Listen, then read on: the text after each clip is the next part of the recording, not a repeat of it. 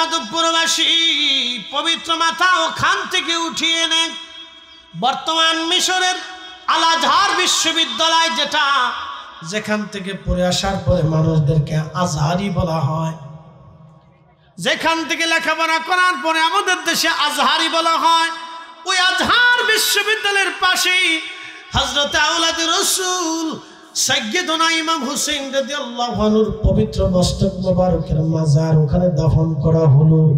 একবার জোরে বলা যাবে আল্লাহু আকবার। তাহলে আল্লাহ যা বলেছে সত্য, আল্লাহ যা বলেছে, নবী যা বলেছে সত্য। আমরা মুসলমান হকের উপরে আছি, কথা কোন ঠিক না বেঠে?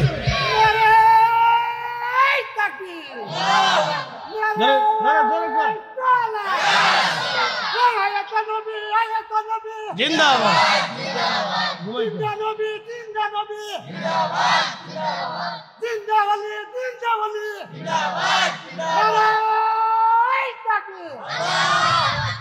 সুলতানে কারবালা, সকলে বলেন জিন্দাবাদ। সুলতানে কারবালা বলেন জিন্দাবাদ। একসাথে বলা যাবে মারহাবা। আপনারা কি বলছিলেন? ইসলাম আছে, হক না বেহক? আল্লাহ যা বলছে সত্য না মিথ্যা? রসুল যা বলেছেন সত্য না মিথ্যা? সত্য। এটা একটা বাস্তব প্রমাণ আপনাদেরকে দিলাম। এখন সেই ইতিহাস টাটকা। তাহলে কবরের একটা জিন্দেগি আছে, কবরের একটা জিন্দেগি আছে, এটাকে আলমে বরজাক বলা হয়। অতএব আমরা আল্লাহর কাছে চলে যাব। একসাথে বলেন কার কাছে? কোনো সন্দেহ নাই। ইন্না লিল্লাহি ওয়া ইন্না ইলাইহি রাজিউন।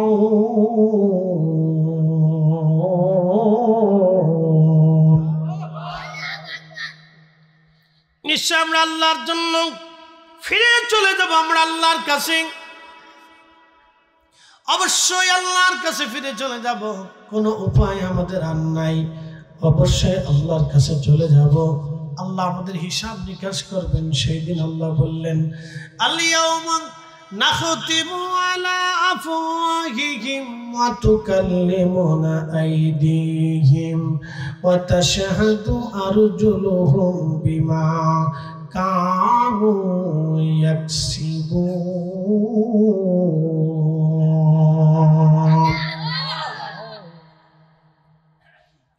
হাজরিন মাধবপুরবাসী, আল্লাহ বলেন বান্দা তুমি আমার কাছে আসবা, আমার কাছে হিসাব কষে দিতে হবে। সেই দিন তোমার জবান বন্ধ করে দিব, তোমার চোখ, তোমার হাত, তোমার পা, তোমার কান, তোমার নাক, তোমার অঙ্গ প্রত্যঙ্গ সেই দিন আমি মনিবের সামনে তোমার বিরুদ্ধে সাক্ষ্য দিতে থাকবে। অতএব আল্লাহ থেকে পালানোর কোনো রাস্তা নাই, পালিয়ে যাওয়ার কোনো রাস্তা নাই। কখনো তোমাকে যদি ভুলি, হেদায়েতের আলো জেনে নিয় কাছে তুলি, ঠাই দিও প্রিয়তম, ঠাই দিও প্রিয়তম অগমহিয়ান। তুমি রহমান, তুমি মেহেরবান। বলেন তুমি রহমান, তুমি মেহেরবান। মাধবপুরবাসী মনোযোগ দিবেন। অবশ্যই আল্লাহর কাছে ফিরে চলে যাব, আমরা জবাবদিহিতে হবে আল্লাহর কাছে, কোনো সন্দেহ নাই, কোনো চিন্তা নাই। আহা, শহীদরা মরে না, শহীদরা মরতে পারে না, তার বাস্তবতা থেকে বলে দিয়ে যাই। আল্লাহর নবী একদিন মদিনার রাস্তা দিয়ে হেঁটে হেঁটে যাচ্ছিলেন। ঠিক এমন সময় রহমতের নবী কি সালামের জবাব দিয়ে বলেন, ওয়ালাইকুম আসসালাম ওয়া রাহমাতুল্লাহি ওয়া বারাকাতুহু। তখন সাহাবীরা বললেন, হুজুর আপনি সালামের জবাব কেন দিলেন? কে আপনাকে সালাম দিল? আল্লাহর নবী বললেন, সাহাবীরা আমাকে সালাম দিয়েছে, আমার জাফর আমাকে সালাম দিয়েছে, হযরত জাফর আমাকে সালাম দিয়ে গেল। আল্লাহর নবী বললেন, সাহাবীরা রে, মুতার প্রান্তরে আমার জাফরকে কাফেররা শহীদ করে দিয়েছিল। মুতার যুদ্ধে কাফেরের সংখ্যা ছিল 2 লক্ষ, মুসলমানের সংখ্যা ছিল মাত্র 3000। 3000 মুজাহিদ নিয়ে 3 লক্ষ কাফেরের বিরুদ্ধে মুসলমান জিহাদ করে বিজয় এনেছিল। ওই যুদ্ধে মুসলমানদের 3 জন সেনাপতি শহীদ হয়েছিলেন। হযরত খালিদ বিন ওয়ালিদ তিনি সর্বশেষ সেনাপতি ছিলেন। উনি 1 হাত দিয়ে তলোয়ার চালান নাই, ওই যুদ্ধে তিনি 2 হাত দিয়ে তলোয়ার চালিয়েছিলেন। তিনি কোনদিন এরপর থেকে উনি 2 হাত দিয়ে তলোয়ার চালাইতেন। উনি যুদ্ধে 1 হাত দিয়ে তলোয়ার চালাইতেন না, 2 হাত দিয়ে সমানভাবে তিনি তলোয়ার চালাইতেন। আর হুসেইন যদি দোষী হয়ে যায় তাহলে আল্লাহ রসুলের জবান মিথ্যা হবে। আল্লাহ রসুলের জবান যদি মিথ্যা হয় তাহলে আল্লাহটা মিথ্যা হবে। তাহলে কে সত্যবাদী? আপনাকে বুঝতে হবে কথা। শুধু আমিন জোরে করে চিল্লেন দিলেই যে বেহেশত চলে গেলেন তা কিন্তু না। কথা কন না কেন? আমাদের এগুলি বুঝার অনেক কিছুই আছে। এখন আপনি যদি মনে করেন যে আবার আসিব ফিরে ধানসিঁড়ি তীরে নবান্নে বাংলায় শালিকের বেশে, কাউয়ের বেশে, কুত্তার বেশে, শিয়ালের বেশে, তাহলে আর আপনি মুসলমান থাকবেন না। কি কথা কন না কেন? আপনি বেঈমান হওয়ার জন্য এক কথাই যথেষ্ট, এক কথা, এক কবিতাই যথেষ্ট। আবার আসিব ফিরে ধানসিঁড়ি তীরে নবান্নে এ বাংলায়, হয়তো শালিকের বেশে, না কাউয়ের বেশে, না গুগুর বেশে, না কুত্তার বেশে, না বিড়ালের বেশে, না শিয়ালের বেশে, না বেজির বেশে, না বন বানরের বেশে, না বান্দরের বেশে, না হাতির বেশে। কোন বেশ ধরে মানুষ আর পৃথিবীতে আসার কোন সুযোগ নেই, আল্লাহ রাখে নাই।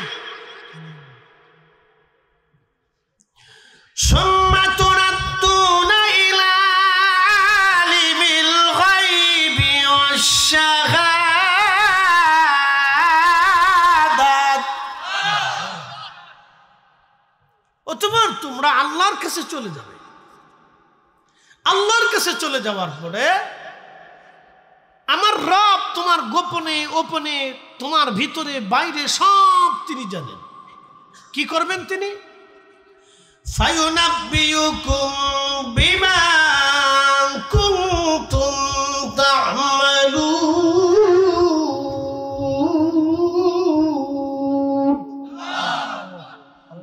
আমার রব তোমার জীবনের আমল, আখলাক, জিন্দেগি সব টোটাল তোমাকে দেখাবেন। আল্লাহ তোমার আমল নামা তোমাকে দেখাবেন। তুমি এটা করছো, এটা করছো, এটা করছো, এটা করো নাই, করো নাই, এটা করছো, এটা করছো, এটা করছো, করো নাই, করো নাই, আল্লাহ সব সেদিন দেখাবেন। প্রেমাদপুরবাসী, বারাচন্দরাবাসী, খুব মনোযোগ দিয়ে শুনে যাবেন আপনি। হযরত ইমাম হুসেইন রাদিয়াল্লাহু আনহু শহীদ হলেন 60 হিজরি। 60 হিজরির পরে তিনি শহীদ হলেন 61 হিজরির দিকে। আর আবু হুরায়রা রাদিয়াল্লাহু আনহু ইন্তেকাল করলেন 59 হিজরিতে। সহিহ বুখারীতে আসছে হযরত আবু হুরায়রা বাজারে বাজারে ঘুরতেন আর দোয়া করতেন, আল্লাহুম্মা লা তুদরিকনা সানাতুস সিত্তিনা ওয়ালা ইমারাতুস সিবিয়ান। হযরত আবু হুরায়রা বলতেন, ইয়া রাব্বি, আমাকে 60 হিজরির শাসক গোষ্ঠী থেকে তুমি আমাকে হেফাজত করো আল্লাহ। 60 হিজরির ওই যুবকের শাসন থেকে তুমি আমাকে হেফাজত করো আল্লাহ। 60 হিজরিতে একজন যুবক শাসন ক্ষমতায় আসবে, আল্লাহ তার ফিতনা থেকে তুমি আমাকে হেফাজত করো। আচ্ছা বলেন, 60 হিজরিতে একজন যুবক শাসন ক্ষমতায় আসবে, এই কথা কি আবু হুরায়রা আগে বলেছে না নবী বলেছে? আল্লাহর নবী বলেছেন, আমার উম্মত হালাকাত উম্মতি আলা ইয়াদাই গিলমাতিন মিন কুরাইশ। সহিহ বুখারীতে নবীজি বললেন, কুরাইশ বংশের এক যুবকের মাধ্যমে আমার মুসলমান ধ্বংস হবে। কুরাইশ বংশের এক যুবকের মাধ্যমে মুসলিম ধ্বংস হবে। কুরাইশ বংশের যুবকের মাধ্যমে মুসলমান ধ্বংস হয়ে যাবে। ওই কুরাইশ বংশের যুবককে এর ব্যাখ্যা করতে যাইয়া বিশ্ববিখ্যাত মুহাদ্দিস আল্লামা ইমাম হাজর আসকালানি আশ-শাফিঈ রাদিয়াল্লাহু আনহু তিনি সহিহ বুখারীর সহিহ বুখারীর শরহ গ্রন্থ ফাতহুল বারীতে তিনি লেখেন, হযরত আবু হুরায়রা প্রত্যেক বাজারে বাজারে দোয়া করতেন আর বলতেন আল্লাহুম্মা লা তুযিকনা সানাতুস সিদ্দিন ওয়ালা ইমারাতুস সিবিয়ান। আল্লাহ আমাকে 60 হিজরির যুবকের শাসন থেকে তুমি আমাকে বাঁচাও, 60 হিজরির যুবকের শাসন থেকে তুমি আমাকে বাঁচাও। ইমাম হযরত আসকালানি বলেন আল্লাহর নবীর হাদিস আর আবু হুরায়রার দোয়া থেকে বোঝা যায় 60 হিজরিতে যে যুবক মুসলমানদের ক্ষমতায় এসেছিল তার নাম ইয়াজিদ। তখন ইয়াজিদের বয়স মাত্র 34 বছর ছিল। যুবক 34 বছরের একজন যুবক ক্ষমতায় বসলাম, আমার বয়স 40। তার মানে আমি আরো 6 বছর আগে যেমন ছিলাম, বুঝতেই পারতেছেন 34 বছরের একজন যুবক, তিনি সুঠাম দেহের অধিকারী ছিলেন, ক্ষমতায় বসেছিলেন। আল্লাহর নবী বলে গেছেন আবু হুরায়রা 34 বছরের একটা যুবক 60 বছরে ক্ষমতায় বসবে, সে তামাম পৃথিবীতে ফিতনা সৃষ্টি করবে, আমার উম্মতের মধ্যে ফিতনা বাঁধাই দিবে, আমার দৌহিত্রকে হত্যা করা হবে, কারবালায় আমার পরিবার পরিজনকে হত্যা করা হবে। সে পৃথিবীতে ভয়াবহ ফিতনা করবে, শুধু আমার বংশে হত্যা করবে না, আমার মদিনা আক্রমণ করবে। আমার মদিনায় 3 দিন পর্যন্ত ঘোড়া গাদা বাঁধা থাকবে, মসজিদে নববীতে আজান বন্ধ করে দিবে, একামত বন্ধ করবে। যেই মদিনার বাসীরা আমাকে পাহারা দিয়েছিল সেই মদিনার মানুষকে এসে হত্যা করবে।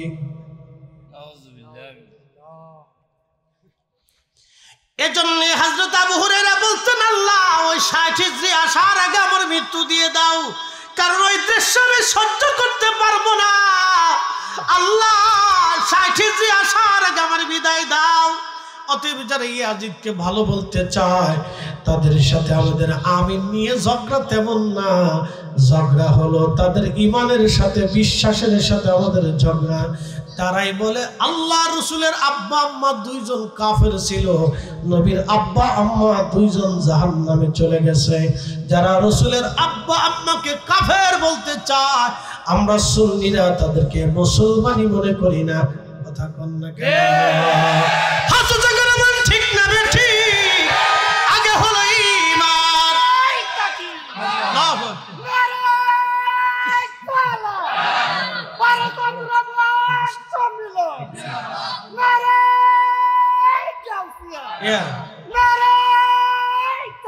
আল্লাহ তো মাইক ফেল হয়ে গেছে। আল্লাহ শোনেন, আল্লাহ এক একজনের এক একটা বৈশিষ্ট্য দিয়ে পাঠায়, এটা আল্লাহর ইচ্ছা। তাহলে বলেন ওনাদের সাথে আমাদের সম্পর্ক দূরত্ব কি নিয়ে? ঈমান নিয়ে। ঈমান যেটা বলেন কি নিয়ে? ঈমান নিয়ে। হিন্দুদের সাথে আমাদের কি এই বিবাহ করার সুযোগ আছে? মনে হয় না। হিন্দুরা আমাদের সাথে আত্মীয়তা করে কেন? করে না, তারা তো মানুষ। তারা যে লাল শাক খায় আমরা সেই লাল শাক খাই। তারা যে খালি গরুটা খায় না, কিন্তু শুয়োরের গোশত খায়। আমরা শুয়োর খাই না, গরু খাই। কথা ঠিক কি না? আর শুয়োরে কি খায়? শুয়োরে খায় হলো পচা গলা হাবিজাবি গুমুত, এইগুলো খায়। শুয়োরের তৈরিটা কিভাবে হয়েছে আজকে আপনাদেরকে বলে দিয়েছি। তারা শুয়োরের গোশত খায়, আমরা গরুর গোশত খাই। তারা গরুর কয় মা, মা মানে তাদের দেবতা। গাভী হলো দেবতা। গাভী যদি দেবতা হয় তাহলে ওই যেটা আইডিয়া আছে বা কি কয় আপনার ষাঁড় আছে, ওটা তাহলে কি হবে? আমার বুঝে টুঝে না, এটা ওনাদের ধর্মের বিশ্বাস আর কি। আমি শুধু বললাম আর কি। তর্ক বিতর্ক তো থাকে না ভাই? থাকে তো মনোযোগ দেন। তারা ওই সারা দেশে স্কুল মিস্কুল বানাইয়া আমাদের মুসলমানের সাথে একটু ছুটা ঘুরাবার চাইতেছে, কিন্তু তা কাজ হবে না। কি কথা বল না কেন? কাজ হবে। তারা স্কুল মিস্কুল বানায় বুঝাইতে চাইতেছে আমরা বিরাট বড় হেডামালা। শোনেন, আবার কয়দিন আগে শুনলাম ভারতের উগ্রবাদী হিন্দু এখন একটু শরীরে একটু তেল উঠছে আর কি, শরীর একটু গরম হয়েছে না, এই শরীর একটু ভারতের কিছু হিন্দুদের শরীর গরম হয়েছে। তারা বলতেছে খাজা বাবা আজমিরির মাজারের ওখানে আগে মন্দির ছিল, আমরা মাজার ভাঙ্গে মন্দির বানাইতে চাইতেছি। ওরা জানে না খাজা বাবার সাথে ওদের 14 পুরুষও কোনোদিন যুদ্ধ করে পারে নাই। এখন খাজা বাবার মাজারে হাত দিলে তাদের অস্তিত্ব যে বিলীন হবে, ভারত টুকরা টুকরা হবে, ওরা এখনো বুঝে নাই। কথা কন না কেন? ঠিক কিনা? ওরা এখনো জানে না যে কত লাশ পড়ে যাবে। ওরা জানে না যে খাজা বাবার মাজারে হাত দিলে যে কি হবে ওরা জানে না। কি কথা বল না কেন? ওরা জানে না। এরা দিন দিন আমাদেরকে উত্তপ্ত করতে চাইতেছে। আমরা উত্তপ্ত হতে চাচ্ছিলাম না, আমরা ঠান্ডাই ছিলাম। কথা ঠিক কিনা? আমরা ঠান্ডা আছি, এরা জানে না। মুসলমানের জিহাদি তেজ এরা জানে না। মুসলমানের তলোয়ারের জোর ওরা জানে না, বুঝে না। খাজা বাবার সাথে ওদের 14 পুরুষও যুদ্ধ করে পারে নাই, ওরা ইতিহাস ভুলে গেছে। কথা ঠিক কিনা? খাজা বাবার সাথে ওদের 14 পুরুষও যুদ্ধ করে পারে না, ওরা ইতিহাস ভুলে গেছে। ইতিহাস ওদের স্মরণে নাই। হইতো নতুন প্রজন্ম তো এই টিকটক দেখাতো, এই ফেসবুক টিপা, বুঝেন নাই? নতুন নতুন নতুন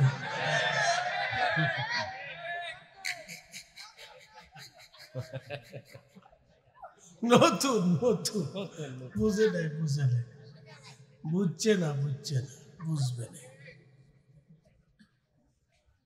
তো খুব মনোযোগ দিয়ে একসাথে জোরে বলেন তো আল্লাহু আকবার। আরো জোরে বলেন। তো তাদের সাথে আমার দূরত্ব হলো বিশ্বাস নিয়ে। কথা ঠিক কিনা? তাদের সাথে আমাদের আর কোনো ঝগড়া নাই।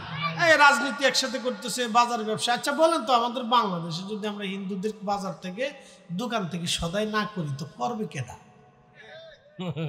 কি কথা কর না কেন?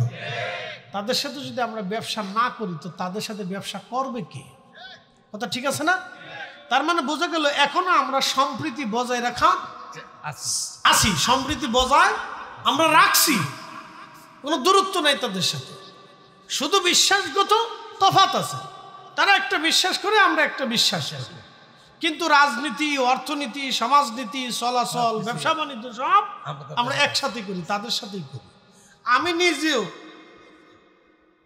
হিন্দুর দোকান থেকে বাজার করি, হাজার হাজার মুসলমানের দোকান থেকে আমি হিন্দুর দোকানে যাবো কেন যাই? যে আমার ভিতরে কোনো বৈষম্য নাই, আমি সাম্প্রদায়িকতা আমার অন্তরে নাই। যে হিন্দু মানুষ সেও ব্যবসায়ী, আমি কাস্টমার, আমার মন চাইছে আমি তার কাছ থেকে কিনছি। কথা ঠিক কিনা? তার মানে আমাদের অন্তরে সাম্প্রদায়িকতা নাই, কিন্তু তারা মাঝে মধ্যে খুঁচাইতে চাইতেছে। মানে বালা জিনিস খুঁচাইয়া গাও বানাইতে চায়, খালি খুঁচাই খুঁচাই গাও বানাইতে চায়। বাংলাদেশে আমার জীবনে এই আমার জন্মের পর থেকে আজও পর্যন্ত দেখি নেই বাংলাদেশে হিন্দু মুসলমান দাঙ্গা হয়েছে। দেখছেন আপনারা? না, এলাকা ভিত্তিক মারামারি, এটা রাজনীতি নিয়ে হোক, এই এলাকা ভিত্তিক টুকটাক ঝগড়া ফাসাদ সব জায়গায় আছে না ভাই? কিন্তু সামগ্রিকভাবে হিন্দু মুসলমানের দাঙ্গা এটা আমি আমার জন্মের পর থেকে আজও পর্যন্ত দেখি নাই। এগুলি তারা সৃষ্টি করতে চাচ্ছে, কিন্তু আমরা এটা হতে দিতে পারি না। আল্লাহ রাসূল বলছেন, তোমাদের অধীনে যদি কোনো বিধর্মীরা থাকে তাহলে তাকে ন্যায়সঙ্গত তার অধিকার তোমরা বাস্তবায়ন করবা।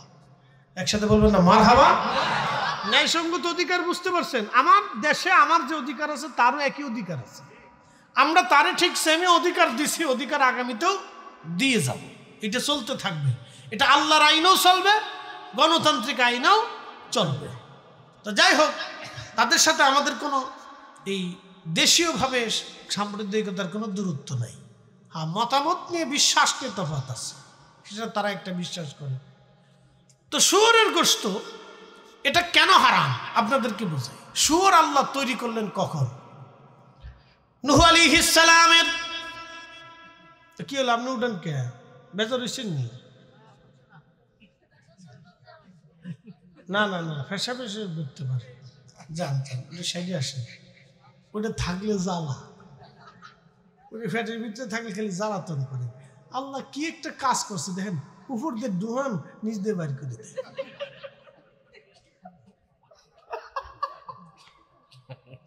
একসাথে করে আল্লাহু আকবার। কিরে তোরা কথাবার্তা কইস না, চুপচাপ বসে মুখ চুপ। তোরাও কি নতুন নেই? আচ্ছা ঠিক আছে, কথাবার্তা কইস।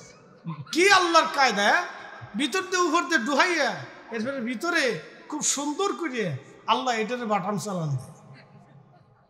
তারপরে এটার খালাস করে দেখে যা চলে যা, আবার ভিতর দিয়ে ডুহা, আবার এই বাটান চালান দিয়ে খালাস করে দেয়। এই মহান কারিগরটা কি? আল্লাহ। একসাথে বলেন কে? আল্লাহ। একজন যদি খাবারের দেবতা থাকতো, আর একজন যদি হজমের দেবতা থাকতো, তাহলে দুই দেবতার ভিতরে পিটি হইতো। খাবারের দেবতা কইতো তুই এত হজম করিস, তোর আর দেবো না। হজমের দেবতা কইতো না আমি তো দ্বিতীয় ভিতর, না দিলে তোর উপায় নেই। তো দুই দেবতার ভিতরে ফিটি ফিটি চলতো, মারামারি হইতো। তো দুই দেবতার ভিতরে যদি ফিটি ফিটি হয় তো বান্দার জান শেষ। মালিক কয়জন? একসাথে বলে রব কয়জন? কলহু আল্লাহু আহাদু আল্লাহুস সামাদু লাম ইয়ালিদ ওয়া লাম ইউলাদ। হাবিব আপনি বলে দেন আমি রব, আমি আল্লাহ, আমি একজন, আমি আল্লাহর কোনো শরীক নাই, আমি আল্লাহ জন্ম নেই না, জন্ম দেই না। একবার জোরে বলা যাবে কি মারহাবা। তুমি রহমান, তুমি মেহেরবান, তুমি রহমান, তুমি মেহেরবান। অন্ধ গাহে না শুধু তোমার গুণগান, বলেন অন্ধ গাহে না শুধু তোমার গুণগান। বুঝে বুঝে না তবু শান, তুমি রহমান, তুমি মেহেরবান। কখনো তোমাকে যদি ভুলি, হেদায়েতের আলো জেলে নিও কাছে তুলি। ঠাই দিও প্রিয়তম, ঠাই দিও প্রিয়তম ওগো মহিয়ান। তুমি রহমান, তুমি মেহেরবান, বলেন তুমি রহমান, তুমি মেহেরবান। আল্লাহুম্মা সাল্লি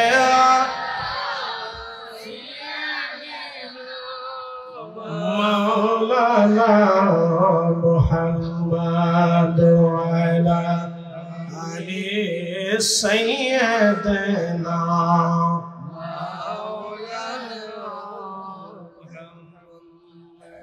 বন্ধুগণ আমার, আল্লাহ সুর কেমনে বানাইলো শুনিয়ে যান। নূহ আলাইহিস সালামের মহাপ্লাবনে নৌকার ভিতরে আল্লাহ কদ্দুর বাঘ উঠাইলেন, বিড়াল উঠাইলেন, এরপরে হাতি উঠাইলেন, এরপরে আপনার শিয়াল, কুত্তা, ছাগল, এরকম বহু প্রাণী আল্লাহ একটা তলার মধ্যে রাখলেন। সমস্ত প্রাণীরা পায়খানা করে করে তালা ভরে ফেললো। নূহ আলাইহিস সালাম আল্লাহকে ডাক দিয়ে বলেন, রব্বি তামাম পৃথিবী তুমি পানির নিচে ডুবাই দিলা, নৌকার মধ্যে তুমি আমাদের চড়াইলা। আল্লাহ এই প্রাণীকুল তুমি দিয়ে দিলে, একটা তলার মধ্যে রাখছি। আল্লাহ এত পরিমাণে বাথরুম করছে, পুরা তারা ভুলে ফেলছে, এটা কে পরিষ্কার করবে এখন? আল্লাহ ডাক দিয়ে বলেন, নূহ তোমার হাতের লাঠিখানা দিয়ে তুমি হাতির পৃষ্ঠদেশে একটা আঘাত করো। নূহ আলাইহিস সালাতু ওয়াস সালাম তার হাতের লাঠিখানা দিয়ে হাতির উপরে আঘাত করলেন। আল্লাহ হাতির পিছনের রাস্তা দিয়ে আমার রব্বুল আলামিন একটা প্রাণী বের করে দিলেন। সেই প্রাণীর নাম হচ্ছে শুয়োর। এই প্রাণীটা বের হয়ে পায়খানা খাওয়া শুরু করলো। কি খাইতে শুরু করলো? জোরে জোরে জোরে বলেন। পায়খানা খাওয়া শুরু করলো। এই জন্য শরীয়তের মাসালা হলো, কোন গরু যদি পায়খানা খাওয়ার অভ্যাস হয়, দেখবেন কিছু গরু ময়লা আবর্জনা খেয়ে বেড়ায়। কোনো গরু যদি পায়খানা খাওয়ার অভ্যাস হয়ে যায়, তাহলে ওই গরু গোশত দুধ আপনি খেতে পারবেন না। ওই গরুর গোশত দুধ মুসলমানের জন্য হারাম হয়ে যাবে, যে গরু পায়খানা খাবে। তার মানে আল্লাহ আমাদেরকে পবিত্রটা খাইতে হুকুম দিয়েছে।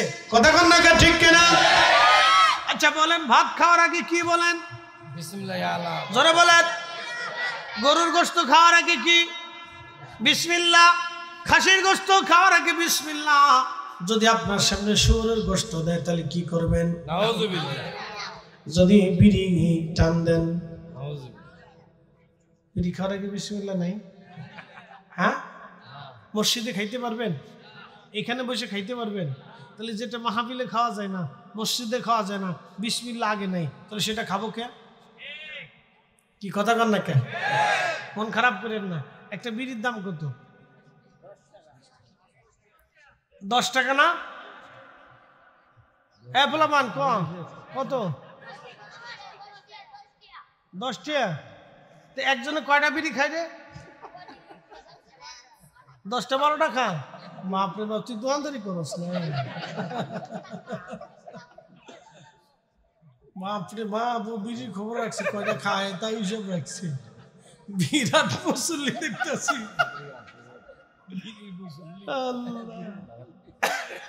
আচ্ছা 10টা 12টা যদি খায় তাহলে 10 টাকা করে এলি, তাহলে একদিনে 10টা বিড়ি খেলে কত টাকা খরচা হলো?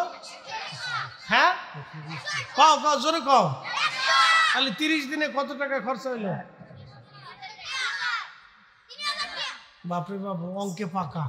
হ্যাঁ, মুসল্লিও পাকা, অঙ্কেও পাকা। 3000 টাকা। তাহলে একজন মানুষ বিড়ির পিছনে খরচা করে 3000 টাকা। ইমাম সাহেবের বেতন কত?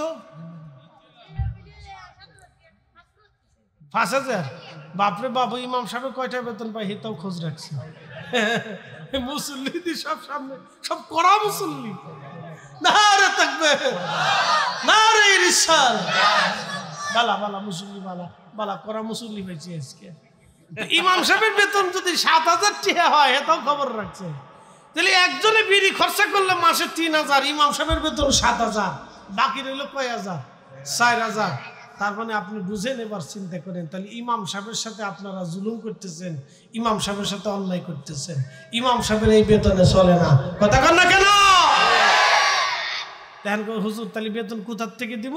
মুসল্লি টাকা দেয় না, কথা তো সত্য। বিড়ির পিছে খরচা করে, কিন্তু ইমামের মসজিদের বেতন হিসেবে 200 টাকা মাসে দেয় না। ঠেকাইতে ঠেকাইতে ঠেকাইতে ঠেকাইতে নিয়ে রমজান মাসে ঠেকাই দিয়ে তারপরে ঠিক মতো দেয় না, পরে দেখা করবেন। আর দেখা হইছে না।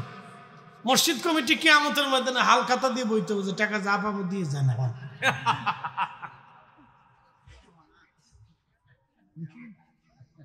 তো ইমাম সাহেবের বেতন কত পায় হে তোর খোঁজ রাখস? বোঝা গেছে তোর মতলব বালা না রে।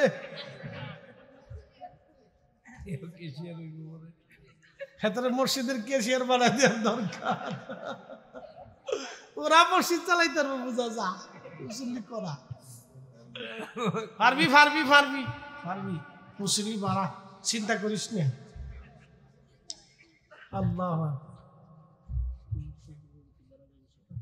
আরে রাখ রায় তো বাজে শীতের রাত 12টা। হ্যাঁ, তা কি প্রেমের ওয়াজ চলে রে? একসাথে বলেন আল্লাহু আকবার, নারে তাকবীর, নারে রিসালাত।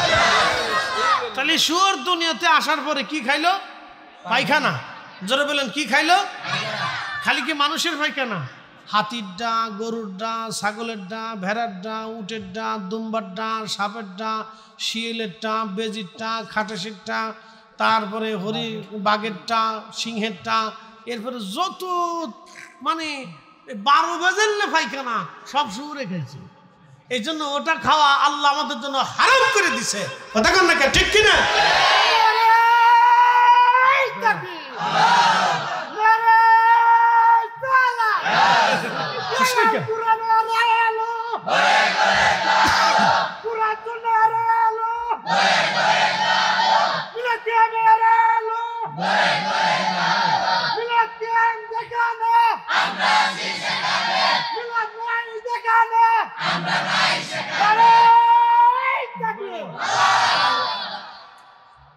বেড়ার মতো গলার মতো যদি 5000 লোকের গলা এক লগে আর এক লগে যদি মাধবপুরে যে মিছিল দেয় তা কেমন হইব? হ্যাঁ, তার গলার মতো গলা মাধবপুরে যাইয়ে যদি 5000 লোকে এক লোকে চিৎকার দেয় তাহলে কেমন হইব? বাপরে বাপ, পুরে মাধবপুর থর থর থর করে কাঁপব। প্রিয় ভাইরা আমার, এই জন্য গরুর গোশত হালাল, শুয়োরের গোশত হারাম, কতক্ষণ ঠিক কিনা? আল্লাহ আমাদেরকে কি খাওয়ায়?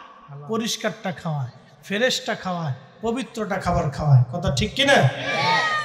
প্রিয় বন্ধু, খুব মনোযোগ দিবেন। আমি আমার মূল আলোচনার মধ্যে ফিরে যাই। হযরত ইমাম হোসেন রাদিয়াল্লাহু আনহু, আমার রব আমার আল্লাহ তাকে সম্মান দিলেন। প্রশ্ন কিন্তু রেখেছিলাম, যদি কেউ বলে ফরিদি সাহেব, তাহলে যদি ফিরে না আসা হয় দুনিয়াতে, আপনারা বলেন কবরের ভিতরে মানুষের বিচার হবে, ফয়সালা হবে, আপনাদের এই পক্ষে কি কোনো দলিল ডকুমেন্টস আছে কিনা? হ্যাঁ, আমাদের দলিল আছে। বলে দলিল কি? বাস্তব দলিল থেকে আপনাদেরকে বুঝিয়ে দিয়ে যাচ্ছি। চান্দুরাবাসী মনোযোগ দিবেন। হযরত ইমাম হুসেন রাদিয়াল্লাহু আনহু কারবালায় শহীদ হলেন। তিনি যে শহীদ হবেন এই কথা রাহমাতুল লিল আলামিন আমার নবী যে আগে বলে গেছেন। আল্লাহর নবী আগে সংবাদ দিয়ে গেছেন। এজন্য সাহাবী ইয়াজিদের ফিতনা থেকে বাঁচার জন্য বারবার আবু হুরায়রা দোয়া করতেন, আল্লাহ লা তুদ্রিকনা সানাতুস সিত্তির ওয়ালা ইমারাতুস সিবিয়ান, আল্লাহ 60 হিজরির যুবকের শাসন থেকে তুমি আমাকে বাঁচাও। আল্লাহ 60 হিজরির যুবকের শাসন থেকে তুমি আমাকে বাঁচাও। কারণ সে এমন একজন ব্যক্তি হবে যে ইমাম হোসেনকে শহীদ করবে, মদিনাতুল মুনাওয়ারা আক্রমণ করে মানুষদেরকে হত্যা করবে, নবীর মসজিদে নামাজ বন্ধ করে দিবে, আল্লাহর ঘর কাবা হামলা করবে এবং কাবা শরীফে এসে আগুন ধরায় দিবে। কাবা শরীফে আগুনকে ধরাইলো ইয়াজিদ। কে ধরাইছে? জোরে বলেন কে? কাবা শরীফে আগুন ধরাইলো ইয়াজিদ। আজকে যারা খোদার ঘর মসজিদ পুরাইয়া দিয়া যারা বলতেছে পীরের দরবারে ভণ্ডামি হয়, ওই যে শেরপুরের এক দরবার ভেঙে ফেলে দিল, সেই দরবারের মসজিদে আগুন দিয়ে দিল। যারা আগুন দিল তারাও ইয়াজিদের দালাল। কথা বল না কেন? কারণ আল্লাহর ঘর হেরেমেন, আল্লাহর ঘর কাবাতে হামলা করে আগুন ধরিয়ে দিয়েছিল ইয়াজিদ। সে খোদার ঘর পর্যন্ত আগুন ধরিয়ে দিয়েছিল। অতএব সমস্ত মসজিদের মা হলো কাবা, বাইতুল্লাহ।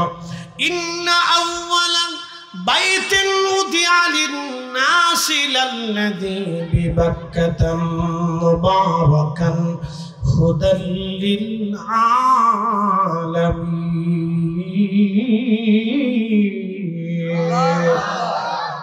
আমি সেই ঘর প্রথম নির্মাণ করেছি। এই ঘরকে কেন্দ্র করে তামাম পৃথিবীতে আমি আল্লাহ হেদায়েত চালু করব।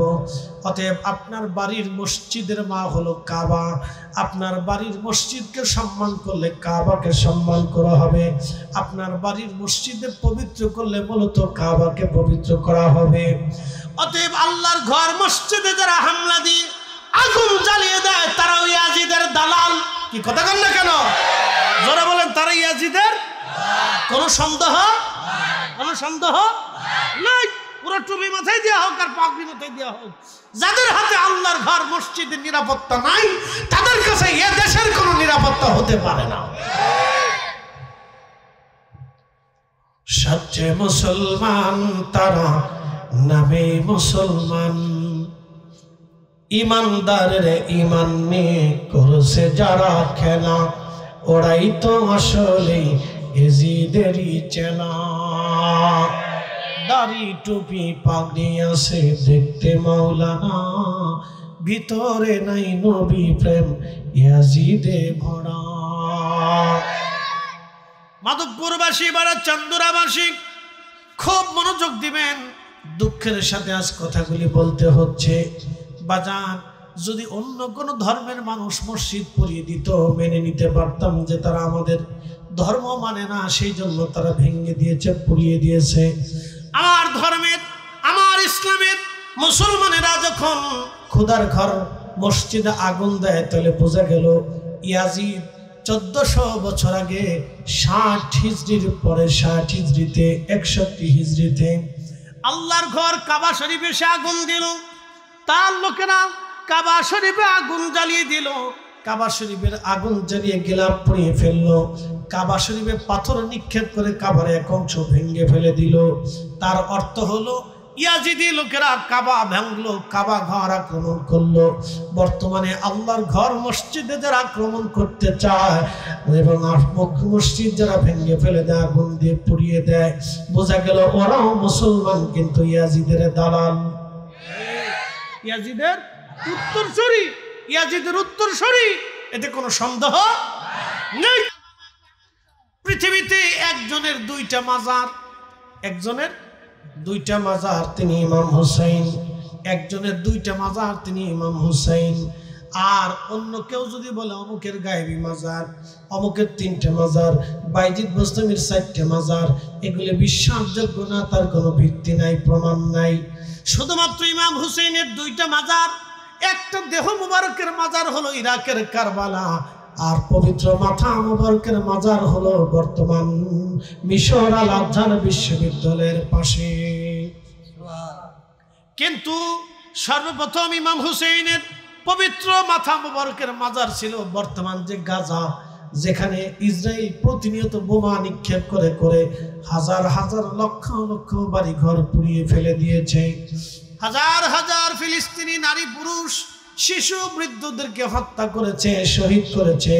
ওই গাজার আগে নাম ছিল আসকালান। আগে কি নাম ছিল? আসকালান।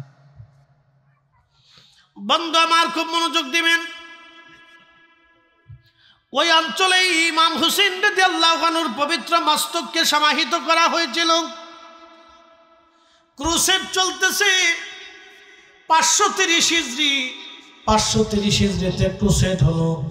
পৃথিবীর সব খ্রিস্টানরা মিলে মুসলমানদেরকে আক্রমণ করে তারা বাইতুল আকসা দখল করে নিয়ে চলে গেল। বর্তমানে ইসরায়েল যেমন বাইতুল আকসা দখলে নিতে চাচ্ছে এবং এক অংশ তারা দখলে নিয়ে গেছে, ঠিক ওই রকম ক্রুসেডাররা বাইতুল আকসা দখল করে নিয়ে চলে গেল। লক্ষ লক্ষ মুসলমানদেরকে তারা হত্যা করলো। বাইতুল আকসা থেকে মুসলমান তাড়িয়ে দিল। বড় কঠিন দিন চলতেছিল মুসলমানদের। ওই সময় প্রায় বাইতুল আকসা দখল করার 100 বছর পরে পৃথিবীতে আল্লাহ একজন বীর মুসলমান জন্ম দিলেন, তার নাম সুলতান গাজী সালাউদ্দিন আইয়ুবী রাহিমাহুল্লাহ। এখনো অন্য ধর্মের মানুষ জানে না মুসলমানদের কোন মা সুলতান গাজী সালাউদ্দিন আইয়ুবীর জন্ম দিতে পারে। কথা বলেন ঠিক কিনা?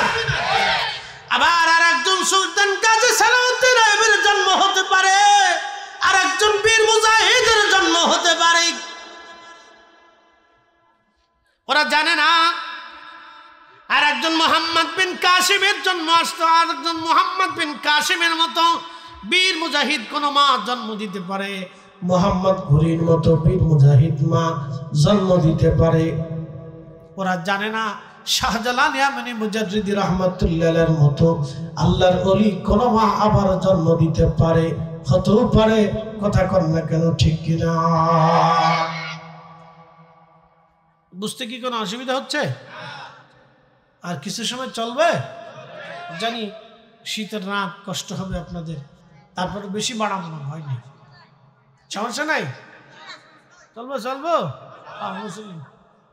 করা, ঠান্ডা হয়ে যেতেছে কিন্তু, বুঝিস না থাকবে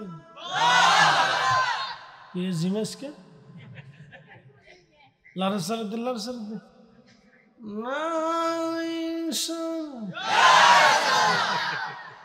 ঠিক আছে। হাজিরিন বানা চন্দ্রবাসী মাদকবনবাসী, ইমাম হুসেইনের পবিত্র মস্তক, পবিত্র মাথা মুবারকের মাজার হলো আসকালান। খ্রিস্টানরা দখল করে নিয়ে গেল। মিশরের যিনি গভর্নর ছিলেন, মিশরের বাদশা, তিনি চিন্তা করলেন আমাদের সাইয়েদ আমির সাইয়েদনা ইমাম হুসেইন রাদিয়াল্লাহু আনহু, যিনি সুলতানে কারবালা, তার মস্তক খ্রিস্টানদের অধীনে থাকবে তা হয় না। খ্রিস্টানদের অধীন থেকে তার মাথা মোবারক নিয়ে আসা লাগবে। সেই জন্য তিনি প্রস্তাব পাঠালেন খ্রিস্টান বাদশার কাছে। খ্রিস্টান বাদশাকে বললেন, আমাদের সাইয়েদের পবিত্র মাথা মোবারক আমরা নিয়ে চলে যাব। খ্রিস্টান বললেন, নিয়ে যাবেন, ঠিক আছে, কিন্তু বিনিময় দিতে হবে, যেহেতু এই দেশ আমাদের অধীনে। বলে কত বিনিময় লাগবে? বলে 30,000 স্বর্ণ মুদ্রা লাগবে। বর্তমানে ধরে রাখেন আপনি 30,000 কোটি টাকা মিনিমাম হবে। 30,000 স্বর্ণ মুদ্রা বর্তমানে 30,000 কোটি টাকা হবে। মিশনের গভর্নর রাজি হয়ে গেলেন, অর্থ চলে যাক, কিন্তু ইমাম হুসেনের পবিত্র মাথা মোবারক উঠানো এবং তার পবিত্র চেহারা এক নজরে দেখা আমার ভাগ্যে যদি হয়, তাহলে আমার 14 পুরুষের কপাল খুলে যাবে। কথা কন না কেন? ঠিক কিনা? ইসলাম ও মুসলমান সত্য, কবর সত্য, এই ঘটনার থেকে শুনে যাবে। আবার আসিব ফিরে ধানসিঁড়ি তীরে নবান্নে বাংলায়, হয়তো শালিকের বেশে, না কুত্তার বেশে, না বানরের বেশে, না শিয়ালের বেশে, না হাতির বেশে। এই সমস্ত বিশ্বাস পৃথিবীতে আদৌ নাই, কখনো এই সমস্ত বিষয় হবে না। তা বাস্তব থেকে আজকে বুঝে যাওয়ার দরকার। কথা কোন ঠিক কিনা? আমাদের সাইয়্যিদুনা হুসাইন রাদিয়াল্লাহু আনহু তিনার পবিত্র মাথা উঠানোর জন্য 30,000 স্বর্ণ মুদ্রা মিশরের বাদশা খ্রিস্টানদেরকে দিয়ে দিলেন। মিশরের বাদশা তিনি তার পবিত্র মাথা ওঠানোর জন্য নিয়ে আসার জন্যে সৈন্য সামন্ত নিয়ে, উলামায়ে কেরাম নিয়ে, লোক লস্কর নিয়ে তিনি রওনা হয়ে গেলেন। আওলাদে রাসূলের পবিত্র মাথা মোবারক আসার আগে বহু দূর থেকে উনি ওনার পায়ের জুতা খুলে ফেললেন। এমনকি সমস্ত সৈন্য সামন্ত আলেম ওলামা যারা ছিলেন সবাই তাদের নিজেদের পায়ের জুতা খুললেন। আস্তে হয়ে গেল না? জোরে বলেন। কি খুললেন? কোথাকার জুতা? পায়ের। জোরে বলেন। পায়ের জুতা কেন খুললেন? ইমাম হুসেনকে সম্মানের জন্য। কথা ঠিক কিনা? কিসের জন্য? সম্মানের জন্য। এই জন্য তরিকতপন্থী যারা আছে সুন্নি, এই জন্য আমরা সুন্নিদের আদব হলো বড় জিনিস। কথা ঠিক কিনা? আদব যার নাই তার 4 পয়সাও দাম নাই। আচ্ছা বলে আদব কি জিনিস বুঝাইতেছি। একটা ছেলে এই লেখাপড়া করতে করতে করতে করতে ধরেন ডিসি হলো, ডিসি ধরেন ডিসি হলো। তো ডিসি অফিসে সে বসে আছে, যেহেতু জেলার সে প্রধান। জেলার কিন্তু মেইন প্রধান হচ্ছে জজ। ডিসির উপরে জজের পাওয়ার, এসপির উপরে জজের পাওয়ার। জজ যা বলবে ওই জেলাতে তাই চলবে। জজের হচ্ছে বেশি পাওয়ার, ডিসি এসপির চাইতে জজের পাওয়ার বেশি, মনে রাখবেন। তো মনোযোগ দেন। ডিসি সাহেব ধরেন লেখাপড়া করে ডিসি হয়েছে, কিন্তু বাপ কৃষক। এখন বাপ তাকে দেখতে অফিসে গেছেন, সে বাবা যাওয়ার পরে সে দাঁড়াইয়া বাপরে সম্মান করল না। তাহলে এবার আপনি বলেন তার ডিসি হওয়ার কোনো মূল্য আছে? সে আদব না বিয়াদব? একসাথে বলেন, আদব না বিয়াদব? তো ডিসি এত লেখাপড়া করার পরেও, বিশেষ কমপ্লিট করার পরেও, পরীক্ষা নিরীক্ষা করার পরে, একটা অফিসার হওয়ার পরে যদি তার বাপকে সম্মান না দেয়, তাহলে বোঝা যাবে তার জীবনের লেখাপড়া সব মাটির সাথে মিশে গেছে। ও তার সার্টিফিকেটের ভিতরে কোনো 4 পয়সাও মূল্য নাই, মূল্যহীন হয়ে গেছে আদব না থাকার কারণে। ঠিক মুসলমানদের আদব যদি না থাকে, আলেমদের আদব যদি না থাকে, তরিকতপন্থীদের আদব যদি না থাকে, তাহলে তার জীবন আর কিছুই থাকে না। তা বলে ঠিক না বেঠে? এই জন্য আদব হচ্ছে মেন জিনিস। এই জন্য আদবের তাগিদে আমরা বাবা মার পায়ে কদমবুসি করতাম, বাবা মার হাতে পায়ে চুমা দিতাম। এটা যে আজকে বেদাত শিরিক বানাইয়া আমার দেশের লক্ষ লক্ষ ছেলেদেরকে বেয়াদব বানাই ফেলছে। আপনি দেখবেন লক্ষ লক্ষ ছেলেরা মোটর সাইকেল একটা ফাঁসার নিচে হইলে খালি সামনে ভুম ভুম ভুম। ও বাপ চিনে না, চাচা চিনে না, উস্তাদ চিনে না, মাস্টার চিনে না, মুরব্বী চিনে না, কিচ্ছু চিনে না। পরে কয়েকদিন পরে যে মাধবপুরের নিচে ট্রাকের নিচে যায় ঠিক করে কাইতে ফুটছে। পরে যায় ঢাকা পঙ্গু হসপিটাল, ফাঁকটা ঝুলে ধুয়ে দিচ্ছে। কি কথা দেখেন, পঙ্গু হসপিটালে যায় দেখেন যে যত রুগী আছে সবই মোটরসাইকেল অ্যাক্সিডেন্ট, ল্যাংড়া ল্যাংড়া। বেয়াদবি করবি, ল্যাংড়া হয়ে মরবি। কথা কন না কেন? ঠিক কিনা? বেয়াদবি করবি, ল্যাংড়া হয়ে মরবি, উপায় নেই।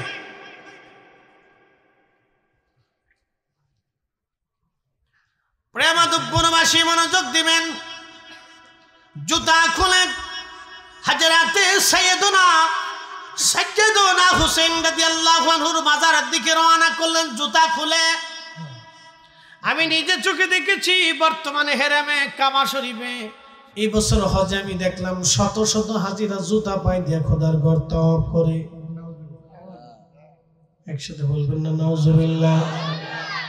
আচ্ছা, আপনারা কি মনে করলেন জুতার দাম বেশি? তো জুতার দাম বেশি না হলে সে জুতা পায়ে দিয়ে কাবা ঘর তওয়াফ করার কারণটা কি? এর অর্থ হলো এটা আব্দুল ওহাব নজদির রেজাল্ট, ফলাফল। কথা কন না, ঠিক কিনা? আব্দুল ওহাব নজদির অনুসারী হইলে যা হবার তা হয়ে গেছে। ও জুতা পায়ে দিয়েও কাবা ঘর তওয়াফ করছে, কাবারে কিছু মনেই করে নাই।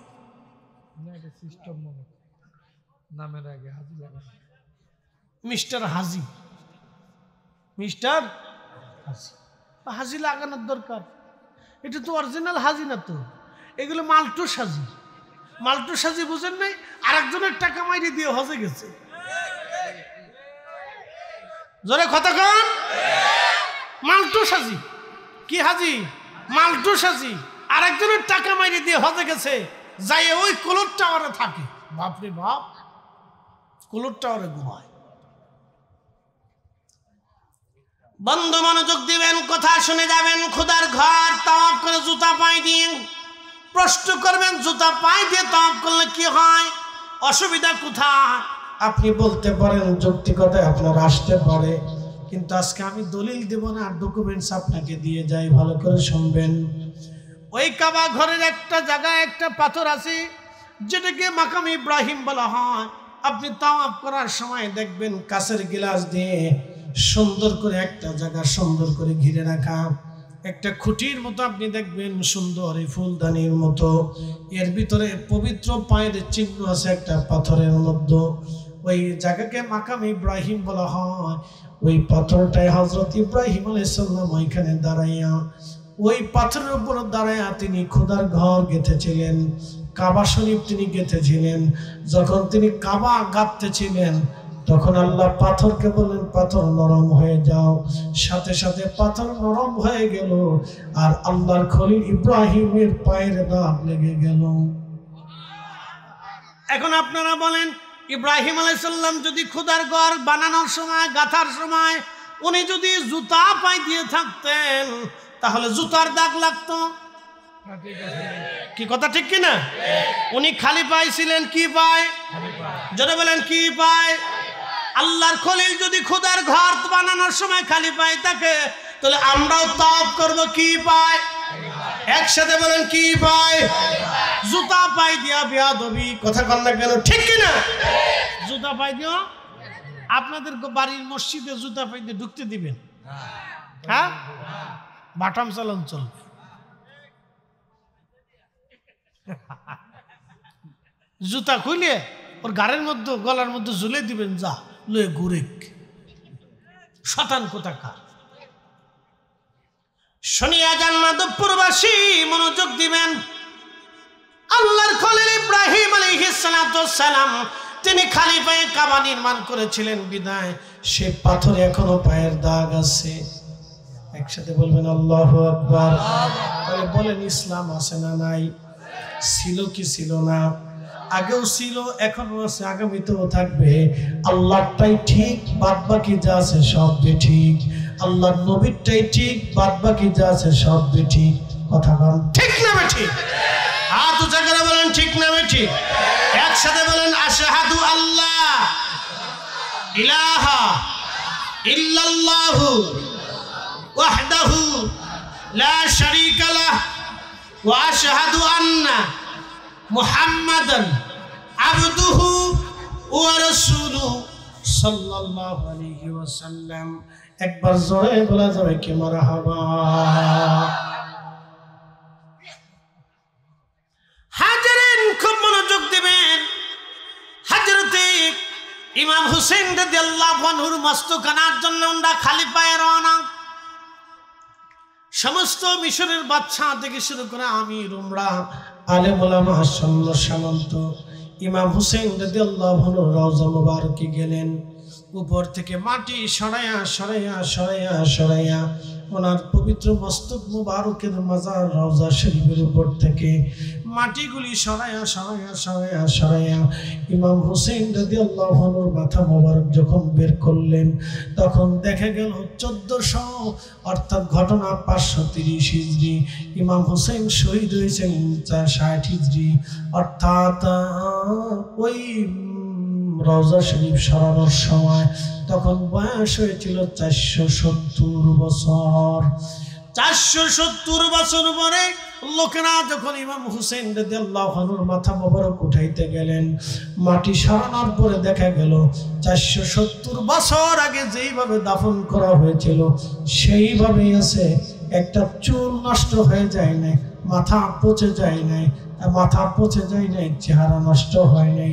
তখন কর্তৃত ওই মস্তক মুবারকের নিচ থেকে গলার অংশ থেকে ফুটায় রক্ত পড়তেছিল। আর এমন সুঘ্রাণ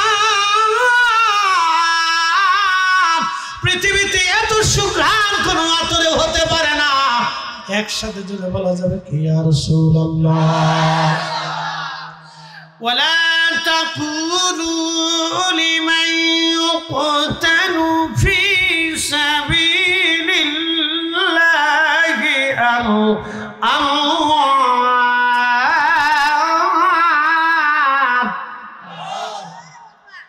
আল্লাহর পথে যারা জীবন দেয় তাদেরকে মরা মনে করিও না, তারা মরা না। বাল আহইয়া ওয়ালাকিন লা তাশউরুন,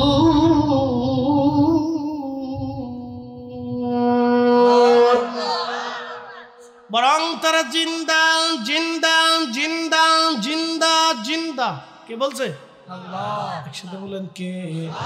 তাহলে কোরআন শরীফের আয়াত যে সত্য, আল্লাহ সত্য কথা বলেছেন, তার বাস্তব প্রমাণ হলো 470 বছর পরে ইমাম হুসাইন রাদিয়াল্লাহু আনহুর মাজার মুবারক থেকে ওনার পবিত্র মস্তক মুবারক ওঠানোর সময় দেখা গেল একটা চুল নষ্ট হয় নাই, ওনার চেহারার লাবণ্যতা নষ্ট হয় নাই, ঠোঁট নষ্ট হয় নাই, কান নষ্ট হয় নাই, চোখ নষ্ট হয় নাই, ভুরু নষ্ট হয় নাই, দাড়ি নষ্ট হয় নাই। ওনার কর্তৃত্ব গলার ওখান থেকে তখনও তাজা তাজা রক্ত ঝরে ঝরে পড়তেছে। তার মানে বোঝা গেল ইমাম হুসেইন রাদিয়াল্লাহু আনহু রওজা মুবারকে তখনও জিন্দা। এর অর্থ হলো ইসলামে যেই কথা বলা হয়েছে, আল্লাহ বলেছেন তোমরা কবরে আসবা, সুম্মা তুরাদ্দুনা ইলা আলিমিল গায়বি, আমি আল্লাহর কাছে আসবা, আমি তোমার গোপনে গোপনে সব জানি।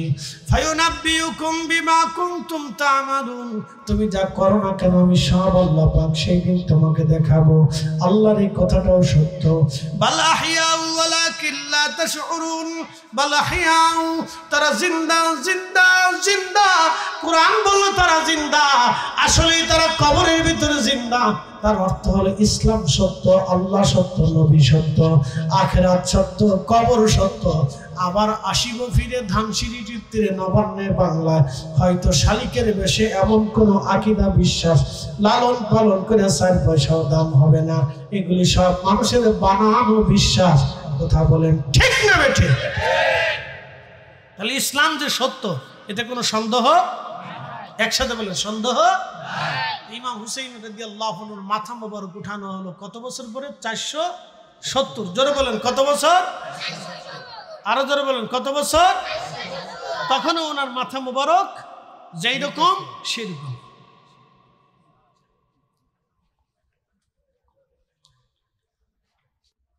মাধবপুরবাসী পবিত্র মাথা ওখান থেকে উঠিয়ে নেন বর্তমান মিশরের আল আজহার বিশ্ববিদ্যালয়, যেটা যেখান থেকে পড়ে আসার পরে মানুষদেরকে আজহারি বলা হয়, যেখান থেকে লেখাপড়া করার পরে আমাদের দেশে আজহারি বলা হয়, ওই আজহার বিশ্ববিদ্যালয়ের পাশেই হযরত আওলাদে রাসূল সাইয়্যিদুনা ইমাম হুসেইন রাদিয়াল্লাহু আনহুর পবিত্র মস্তক মোবারকের মাজার ওখানে দাফন করা হলো।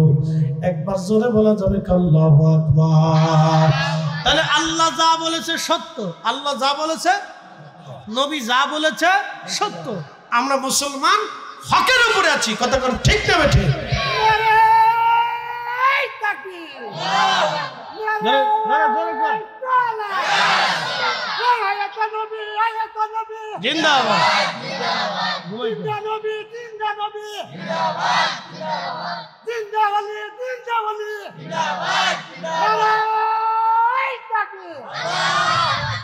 সুলতানে কারবালা, সকলে বলেন জিন্দাবাদ। সুলতানে কারবালা বলেন জিন্দাবাদ। একসাথে বলা যাবে মারহাবা। আপনারা কি বলছিলেন? ইসলাম আছে, হক না বেহক? আল্লাহ যা বলছে সত্য না মিথ্যা? রসুল যা বলেছেন সত্য না মিথ্যা? সত্য। এটা একটা বাস্তব প্রমাণ আপনাদেরকে দিলাম। এখন সেই ইতিহাস টাটকা। তাহলে কবরের একটা জিন্দিগি আছে, কবরের একটা জিন্দিগি আছে। এটাকে আলমে বরজাক বলা হয়। অতএব আমরা আল্লাহর কাছে চলে যাব। একসাথে বলেন কার কাছে? কোনো সন্দেহ নাই। ইন্না লিল্লাহি ওয়া ইন্না ইলাইহি রাজিউন।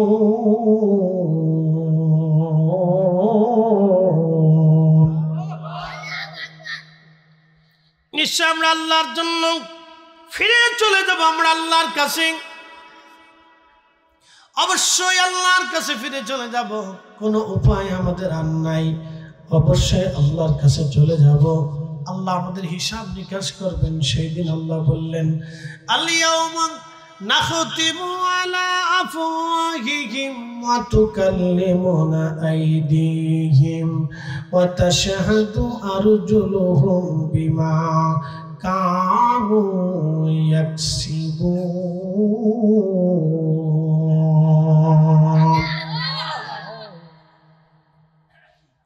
হাজরিন, মাধবপুরবাসী, আল্লাহ বলেন, বান্দা তুমি আমার কাছে আসবা, আমার কাছে হিসাব কষে দিতে হবে। সেই দিন তোমার জবান বন্ধ করে দিব, তোমার চোখ, তোমার হাত, তোমার পা, তোমার কান, তোমার নাক, তোমার অঙ্গ প্রত্যঙ্গ সেই দিন আমি মনিবের সামনে তোমার বিরুদ্ধে সাক্ষ্য দিতে থাকবে। অতএব আল্লাহ থেকে পালানোর কোনো রাস্তা নাই, পালিয়ে যাওয়ার কোনো রাস্তা নাই। কখনো তোমাকে যদি ভুলি, হেদায়েতের আলো জেনে নিয় কাছে তুলি। ঠাই দিও প্রিয়তম, ঠাই দিও প্রিয়তম, অগমহিয়ান।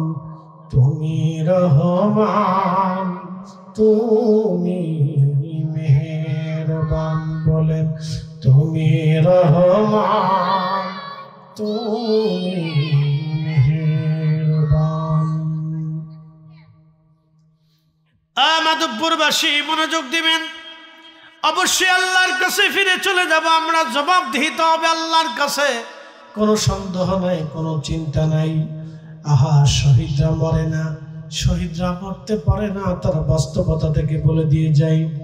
আল্লাহর নবী একদিন মদিনার রাস্তা দিয়ে হেঁটে হেঁটে যাচ্ছিলেন। ঠিক এমন সময় রহমতের নবী কি সালামের জবাব দিয়ে বলেন, ওয়ালাইকুম আসসালাম ওয়া রাহমাতুল্লাহি ওয়া বারাকাতুহু। তখন সাহাবীরা বললেন, হুজুর আপনি সালামের জবাব কেন দিলেন? কে আপনাকে সালাম দিল? আল্লাহর নবী বললেন, সাহাবীরা আমাকে সালাম দিয়েছে, আমার জাফর আমাকে সালাম দিয়েছে। হযরতে জাফর আমাকে সালাম দিয়ে গেল। আল্লাহর নবী বললেন, সাহাবীরা রে, মুতার প্রান্তরে আমার জাফরকে কাফেররা শহীদ করে দিয়েছিল। মুতার যুদ্ধে কাফেরের সংখ্যা ছিল 2 লক্ষ, মুসলমানের সংখ্যা ছিল মাত্র 3000। 3000 মুজাহিদ নিয়ে 3 লক্ষ কাফেরের বিরুদ্ধে মুসলমান জিহাদ করে বিজয় এনেছিল। ওই যুদ্ধে মুসলমানদের 3 জন সেনাপতি শহীদ হয়েছিলেন। হযরত খালিদ বিন ওয়ালিদ তিনি সর্বশেষ সেনাপতি ছিলেন। উনি 1 হাত দিয়ে তলোয়ার চালান নাই, ওই যুদ্ধে তিনি 2 হাত দিয়ে তলোয়ার চালিয়েছিলেন। তিনি কোনদিন এরপর থেকে উনি 2 হাত দিয়ে তলোয়ার চালাইতেন। উনি যুদ্ধে 1 হাত দিয়ে তলোয়ার চালাইতেন না, 2 হাত দিয়ে সমানভাবে তিনি তলোয়ার চালাইতেন।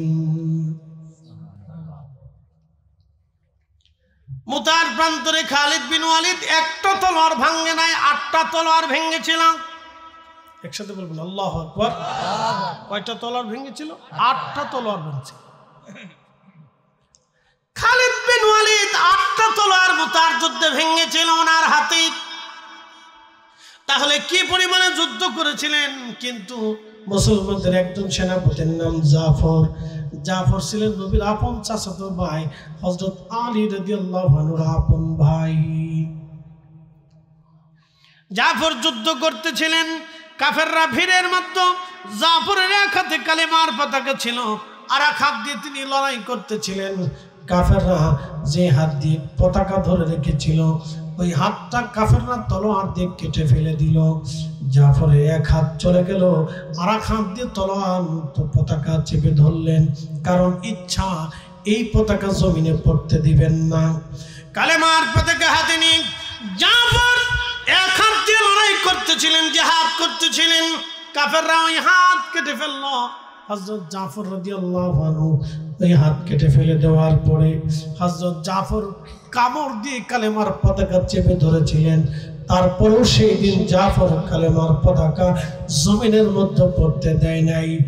জীবন দিয়ে হযরত জাফর প্রমাণ করে গেল, হে রব, আপনার কালেমার পতাকাকে আমরা ভালোবাসি।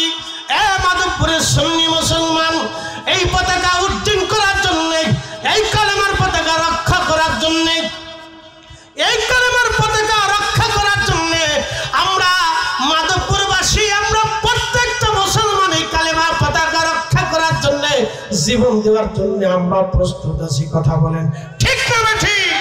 হাত উঁচু করে বলেন ঠিক না ঠিক? আমাদেরকে কবুল করুন, বলেন আমিন।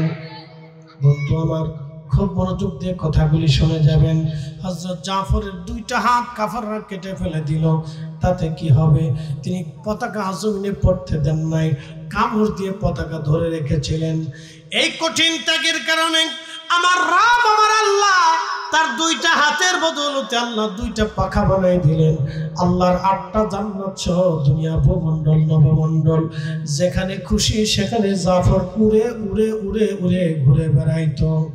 আল্লাহ নবী বললেন, আমি মদিনা দিয়ে হেঁটে যাচ্ছি, আমার জাফর আমার পাশ দিয়ে উড়ে যাওয়ার সময় আমাকে সালাম দিয়ে গেল। আমি নবী তার সালামের জবাব দিলাম। একসাথে বলা যাবে কি? মারহাবা। কখনো তোমাকে যদি ভুলি, হেদায়েতের আলো জেলে নিয় কাছে তুলি, ঠাই দিও প্রিয়তম, ওগো ঠাই দিও প্রিয়তম, ওগো মহিয়ান,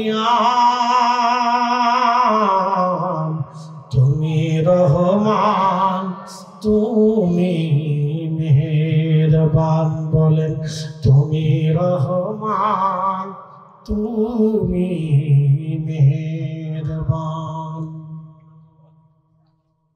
অন্ধ গাহে না শুধু তোমার গান।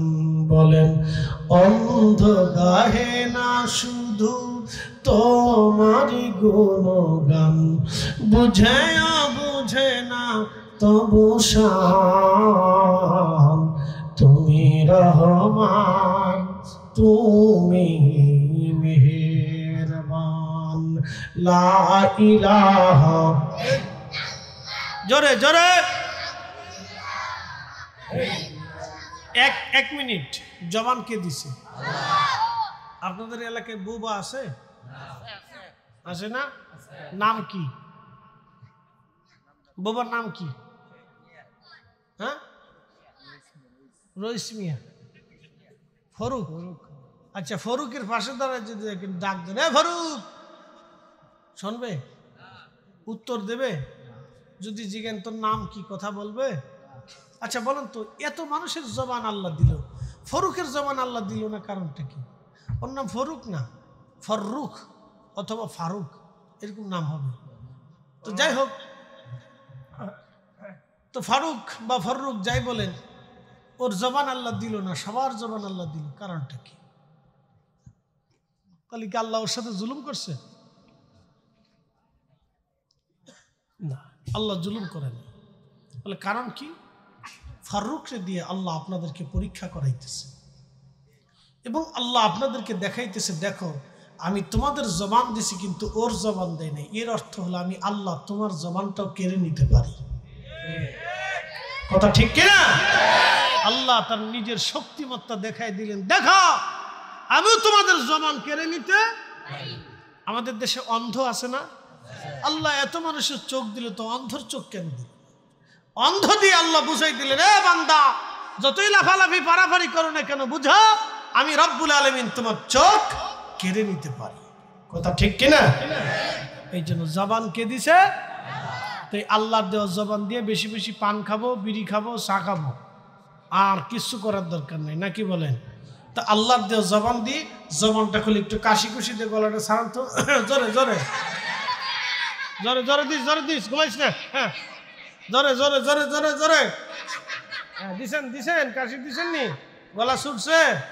এবার একসাথে বলুন তো আল্লাহু আকবার।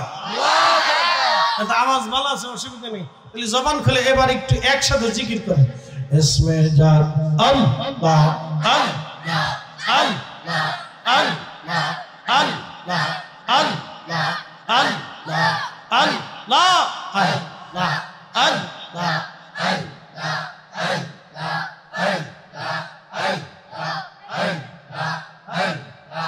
আল্লাহ তোমার লীলা খেলা কেউ বোঝে কেউ বোঝে না। আল্লাহ তোমার লীলা খেলা কেউ বোঝে কেউ বোঝে না। যা কাউকে রাখো গাছ তলাতে, কাউকে রাখো বালা খানায়, আল্লাহ কাউকে রাখো গাছ তলাতে, কাউকে রাখো বালা খানায়। আল্লাহ তোমার লীলা খেলা কেউ বোঝে কেউ বোঝে না। আল্লাহ আল্লাহ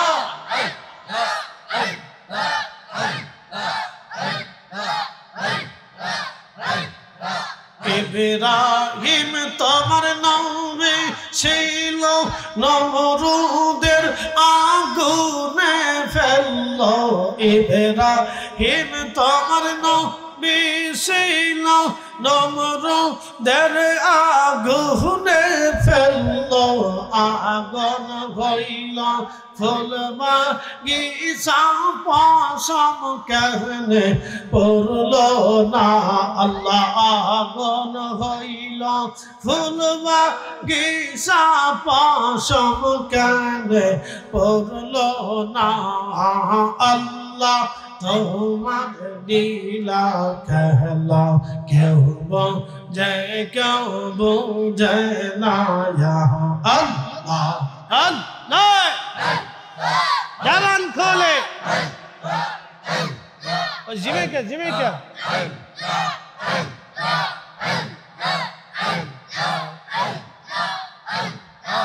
আল্লাহ আল্লাহ আল্লাহ আল্লাহ।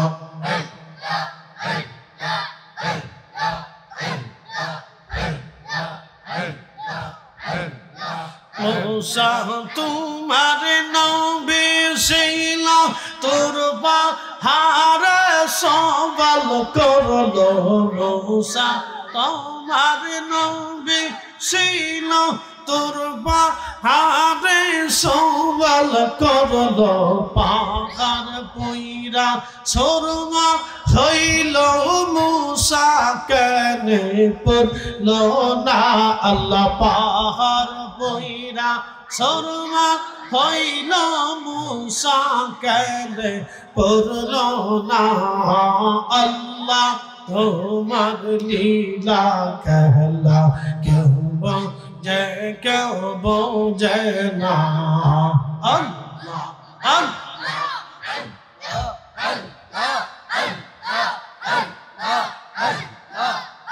কাউকে রাখো গাছ তলাতে, কাউকে রাখো বালা খানায়।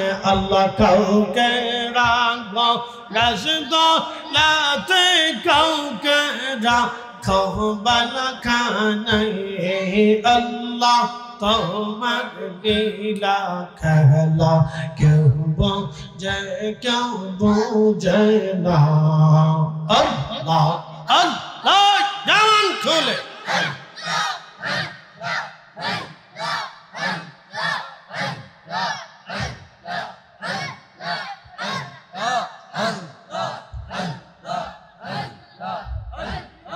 ইউনুস তোমার নামে ছিল মাসে তারা গিলে ফেললো ইউনুস তোমার নামে ছিল মাসে তারে গিলে ফেললো মাসের পেটে রইলেন ইউনুস হজম কেনে হইল না আল্লাহ মাসের পেটে রইলেন ইউনুস হজম কেনে হইল না আল্লাহ তোমার লীলা খেলা কেউ বোঝে কেউ বোঝে না আল্লাহ আল্লাহ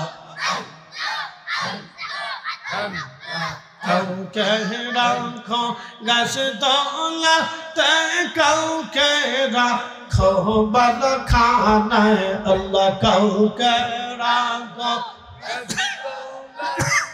কাউকে রাখো বালখানায় আল্লাহ তোমার লীলা খেলা কেউ বোঝে কেউ বোঝে না আল্লাহ আল্লাহ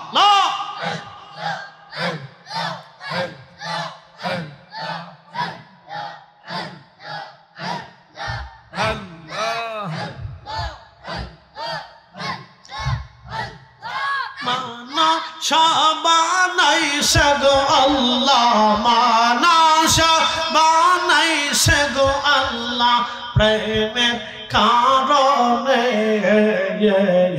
প্রেমের ডোরে বান্দরে মদিনার শহরে আল্লাহ আল্লাহ হাবিবকে পাঠাইছে গো আল্লাহ হাবিবকে পাঠাইছে গো আল্লাহ প্রেমের কারণে প্রেমের ডোরে বান্দরে মদিনার শহরে আল্লাহ আল্লাহ আল্লাহ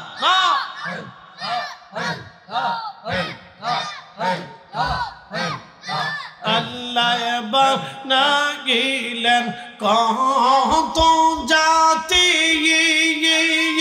হইল না তার প্রেম পীড়িতি আল্লাহ বানাইলেন কত জাতি হইল না তার প্রেম পীড়িতি হাবিবকে বানাইলেন গো আল্লাহ অবশ্যই সে মানুষ বানায় প্রেমের কারণে প্রেমের ডোরে বান্দরে মদিনার শহরে আল্লাহ আল্লাহ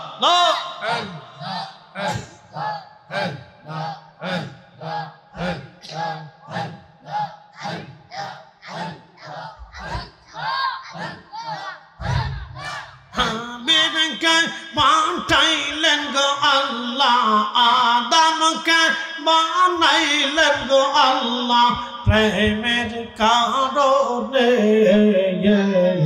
প্রেমের ডোরে বান্দরে মদিনার শহরে আল্লাহ আল্লাহ আল্লাহ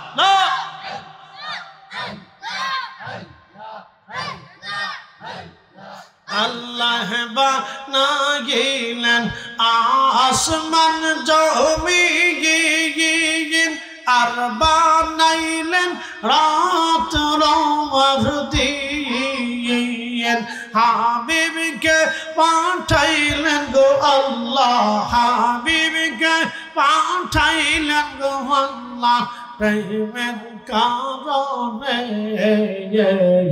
প্রেমের ডোরে বন্দরে মদিনার শহরে আল্লাহ আল্লাহ জবান খুলে আওয়াজ তুলে জোর হয় না কেন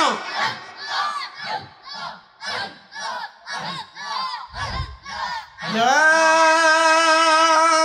ইলাহা ইল্লাল্লাহু মুহাম্মাদুর রাসূলুল্লাহ সাল্লাল্লাহু আলাইহি ওয়াসাল্লাম আরশু সে ज़्यादा मर्तबा